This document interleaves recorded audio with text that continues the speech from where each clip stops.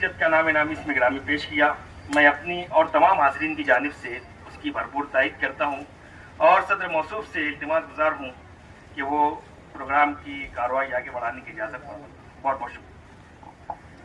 भाई, सदर मौसूफ की इजाज़त के बाद आज हमारे अपने इलाके में, जैसा कि हमारा अपना इलाका रमजानपुरा हो, दयाना हो, इस तरीके से शहर के मरकजी इलाके में पावर लूम सनत बड़ी मजबूती के साथ चल रही है, जिसके जरिए से हजारों खानदानों की किफालत का एक बड़ा जरिया है। बिल्कुल उसी तरह इस इलाके में भी एक बड़ी तादाद पावर लूम की है, सनतकारों की है। इस इलाके से बड़ी नुमाइंदा शख्सियत, नुमाइंदा चेहरे रमजान सेठ साहब, मालिके वसीम सिलाई मशीन, और लईक सेठ साहब यहाँ पर मौजूद हैं। और तालीमी हवालों से शहर भर में कहें, बैरून शहर कहें, बड़ी इंफरादियत रखने वाली शख्सियत हमारे बड़े अजीज नईम सलीम साहब। और आज के इस प्रोग्राम की गर्ज गायद आप बयान करें ताकि इस प्रोग्राम के रखने का मकसद भी आया और वाजे हो जाए। मैंने सरसरी तौर पर यहाँ पर गुफ्तगू की तफसील से और इत्मीनान के साथ आज के इस प्रोग्राम के इनेकाद की गर्ज गायद आपके अपने इलाके के मशहूर मारूफ समाजी खिदमतगार माजिद भाई किराना वाला करेंगे।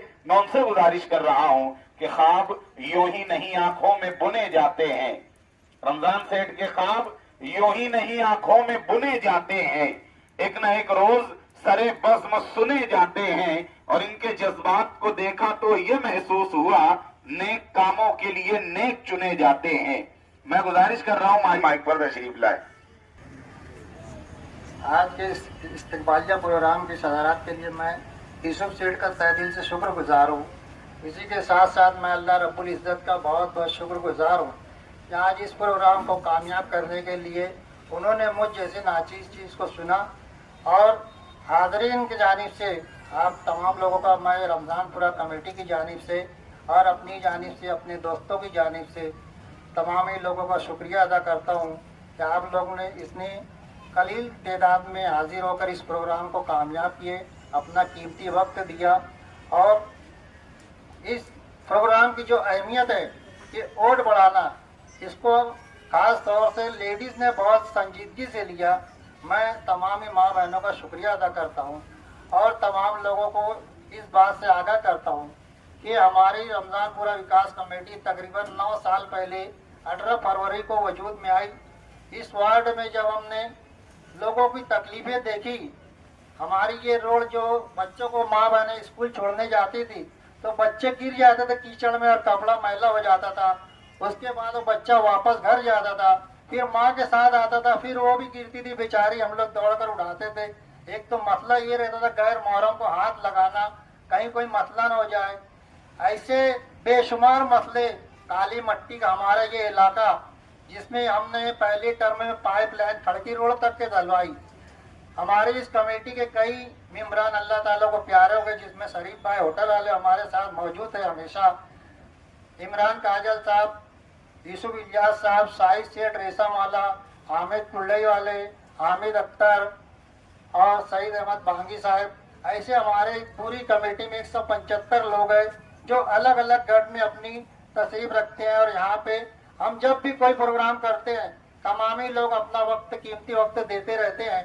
हमारे वार्ड में इतने ज़्यादा मसाइल है, वक्त कम रहता है, जो वक्त पर मौजूद रहता है हम उसको लेकर काम शुरू कर देते हैं। आज का ये प्रोग्राम भी ऐसा ही था, हमने बहुत लोगों को दावत दी।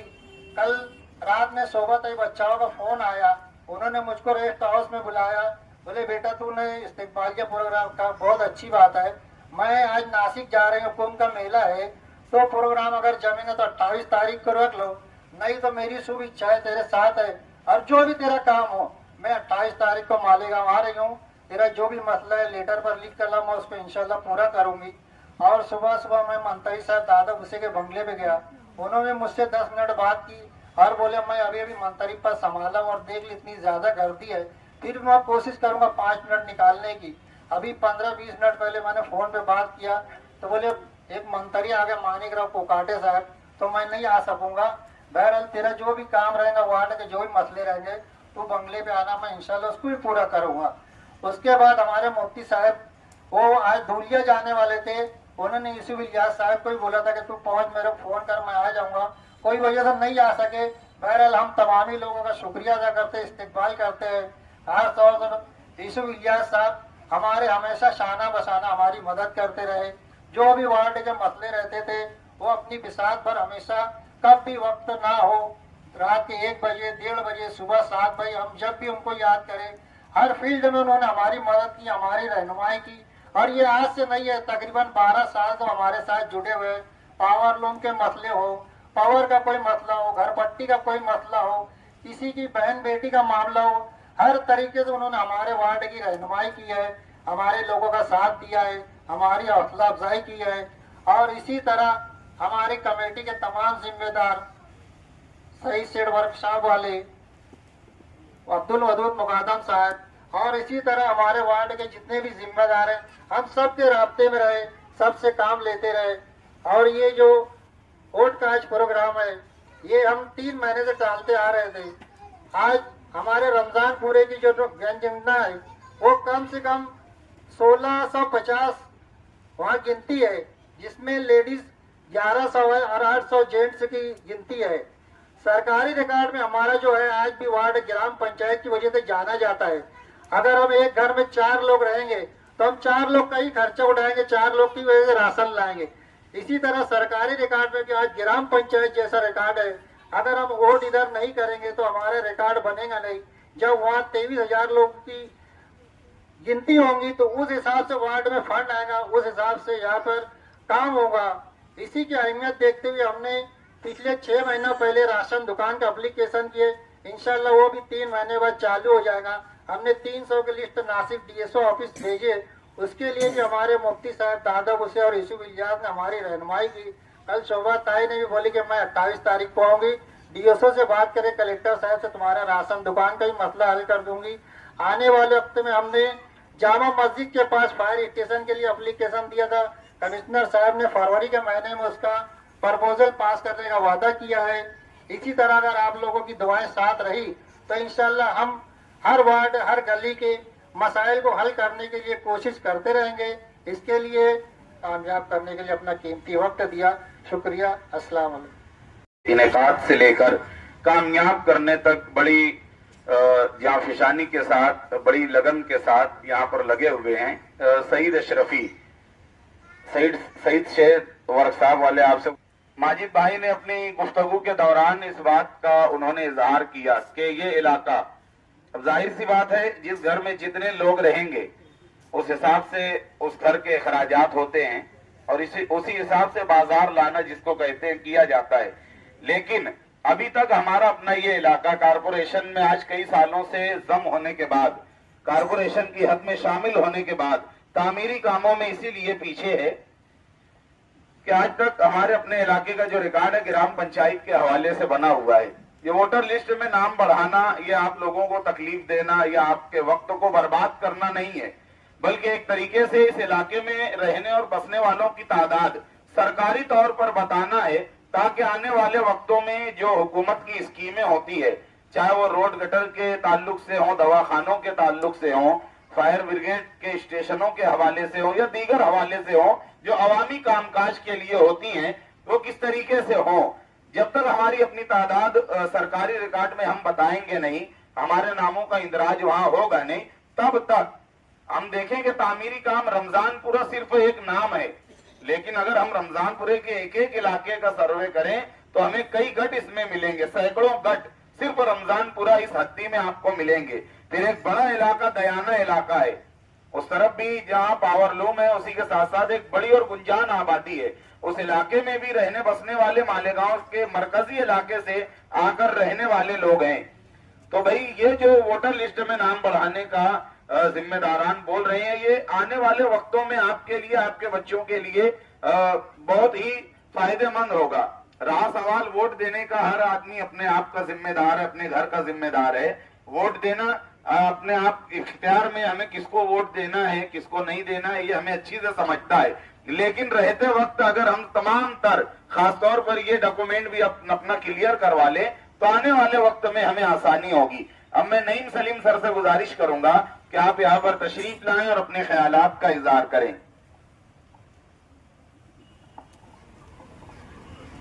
अस्सलाम वालेकुम। सदरती वकार, मोहतरम मेहमानान किराम, बुजुर्गों, नौजवानों और माँ बहनों, अब्दुल माजिद भाई ने तफसील से आज के प्रोग्राम के अगराज व मकासिद को बयान किया। रमजानपुरा विकास समिति हम देख रहे हैं बरसों से सरगर्म है, जिसके सरपरस्त हाजी यूसुफ इलियास साहब हैं। ये वो शख्सियत है जो पावर लूम सनत के मसाइल को गली से लेकर दिल्ली तक हल करवाने के लिए मुसलसल जिद्दोजहद करते हैं। हम में ज़्यादातर लोग वही हैं जो या तो लूम चला रहे हैं या चलवा रहे हैं, है ना, या तो चला रहे हैं या चलवा रहे हैं, यानी इसी सनत से जुड़े हुए हैं। और इस सनत का जब चक्का चलता है तो शहर में खुशहाली रहती है, वरना फिर मंदी आती है, बहुत सारे मसाइल आते हैं। और इन सब मसाइल के हल के लिए यूसुफ सेठ और इनके जो दोस्त अहबाब हैं, अरबाब इक़्तिदार तक वो सब कोशिशें करते हैं। हम सब इनका शुक्रिया अदा करते हैं। यहाँ वोटर लिस्ट के लिए आज जमा किया गया, बहुत अहम चीज़ है वोटर लिस्ट में नाम शामिल होना, ये हमारी शहरियत का सबूत है। ये प्रोग्राम की मुनासबत से एक बात मैं और कहना चाहूँगा कि हमारा जो नाम है वो दुरुस्त हर जगह रहना चाहिए। अगर नाम में एक भी स्पेलिंग की मिस्टेक है, आगे हर जगह मसला आता है। इसलिए अगर आप लोग अपने बच्चे का नाम स्कूल में लिखाते हैं तो दुरुस्त लिखवाएं, एक मरतबा उसको चेक कर लें कि ये दुरुस्त है या नहीं। और जो नाम एक मरतबा लिखा दिया जाए वही नाम आगे हर जगह लेकर जाए, वरना आगे होता ही है कि स्कूल में नाम अलग है, घर पर नाम अलग है, राशन कार्ड पर नाम अलग है, आधार कार्ड पे नाम अलग है। और जब ये बच्चा 9वीं 10वीं में जाता है और उसके बाद की मराइल जब तय करता है, बहुत ज़्यादा दुश्वारियाँ होती है पासपोर्ट वगैरह बनाने में भी। तो ये आगे के जो मरहले हैं वो आसान हो, उसके लिए नाम रखने के वक्त ध्यान दें, आसान नाम रखें। अब वो दौर चला गया 4-4 5 नाम रखा जाता था, है ना, अंसारी, मोमिन, मोहम्मद, जुनैद अहमद, अंसारी, मोमिन, मोहम्मद, ये इतना लंबा नाम, इतना लंबा चौड़ा नाम अगर रखा जाता है तो बहुत ज़्यादा तकलीफ आती है। और फिर उसको दुरुस्त करने में बहुत सारा वक्त और पैसा भी जाता है। दूसरी चीज़ कि हम भी इसी इलाके से ताल्लुक़ रखते हैं, तालीम हासिल करना बहुत ज़रूरी है। आज हुकूमत ने आला तालीम बिल्कुल मुफ्त कर दिया ख़वातीन की, लड़कियों के लिए ख़ास तौर पर, है ना। अगर आप लड़कियों को तालीम देते हैं तो आगे की तमाम तालीम 10वीं 12वीं के बाद हुकूमत ने सारी फीस उसके लिए माफ़ कर दी है। तो हमारे खानका मारेरा मुतारा के जो बुजुर्गान हैं, उनका नारा भी यही है कि आधी रोटी खाएं और बच्चों को तालीम दें। तालीम देना बहुत ज़रूरी है। अगर हम अपने बच्चों को तालीम देते हैं तो सोचने समझने का जो शऊर है बुलंद होता है। हम अपना जो छोटी सोच जहनियत है उसको और आगे ले जाएंगे।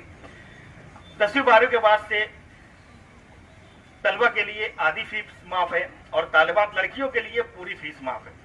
तो कोशिश करें कि अपनी बच्चियों को तालीम दें, ऊंची तालीम दें। अब वो वक्त नहीं है कि बहुत ज़्यादा फीस लगेगी, नहीं। आपकी जो ट्यूशन फीस है, जैसे आज डॉक्टरी है, 20 से 25 हज़ार रुपये में आज अपने बच्चों को आप डॉक्टर बना सकते हैं, जहाँ पहले लाखों रुपये लगता था। तो मैं मेरी तमाम मुअज़्ज़ज़ माँ बहनों से दरख्वास्त ये करूँगा कि जहाँ पर आप लोग यहाँ पर आए वोटर लिस्ट के लिए बेदारी के लिए, इसी तरह से तालीमी बेदारी में भी आगे आगे रहें। मुझे यहाँ पर माजिद भाई ने याद किया, इसके लिए मैं माजिद भाई का और तमाम अहबाब का बहुत बहुत शुक्र